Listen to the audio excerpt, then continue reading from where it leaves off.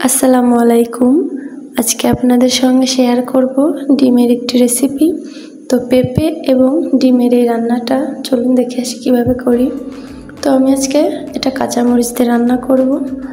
তো প্রথমে পেঁয়াজ, রসুন, কাঁচামরিচ আর সাথে জিরা নেব। তো এটা আমি ব্লেন্ডারে বেটে নেব, সাথে একটু পানিও লাগবে। তো পানি দিয়ে এটা আমি বেটে রেডি করে রাখবো। তো এখন আমি পেঁপে এবং ডিম সেদ্ধ করার জন্য হাঁড়িতে ডিম এবং পেঁপে একসঙ্গে দিয়ে নেব। এর মধ্যে একটু লবণ আর একটু হলুদ দিয়ে নিতে হবে। তো ঢাকনা দিয়ে এটা সেদ্ধ হতে থাক, আর এক পাশে কড়াইতে তেল গরম করে নেব। তেলটা গরম হয়ে গেলে সে বাটা মশলাটা দিয়ে নেব। এই রান্নাটায় মূলত কাঁচামরিচ ব্যবহার করলে বেশি ভালো হয় রান্নাটা। তো মশলাটা একটু কষিয়ে নেব।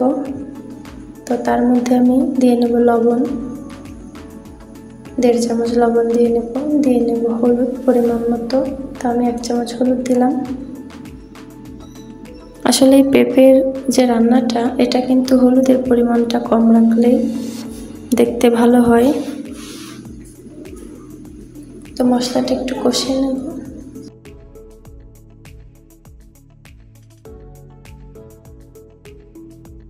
মশলা কষানো হয়ে গেলে এর মধ্যে আমি সেদ্ধ করে রাখা পেঁপেগুলো দিয়ে নেব। এটা আমার হাফ সেদ্ধ করা, সম্পূর্ণ সেদ্ধ না।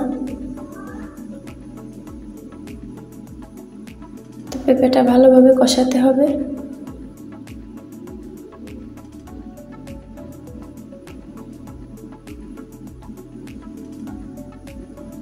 তো এই রান্নাটায় আমি একটু নারকেল দুধের ব্যবহার করব। তো আমাদের নারকেল দুধটা আগে থেকে আমি রেডি করে রেখেছি।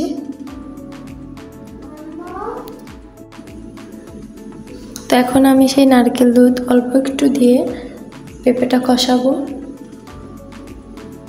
পানি না দিয়ে পানির পরিবর্তে আসলে এই নারকেল দুধটা দিলে এর স্বাদটা বেশি ভালো আসে।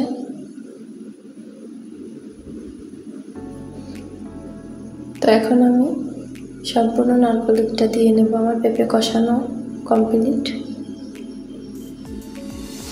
তো দেখুন নারকেল দুধ দেওয়ার জন্য কিন্তু রঙটা খুব সুন্দর এসেছে। তো এখন আমি এর মধ্যে ভেজে রাখা ডিমগুলো দিয়ে দেব। ডিমটা সেদ্ধ করার পর আমি ভেজে নিয়েছি। তো এখন ঢাকনা দিয়ে ঢেকে কিছুক্ষণ জাল করার পর দেখুন এই অবস্থা। সব কিছু আমার সুন্দরভাবে সেদ্ধ হয়েছে। এই পর্যায়ে আমি একটু চিনি দিয়ে নেব।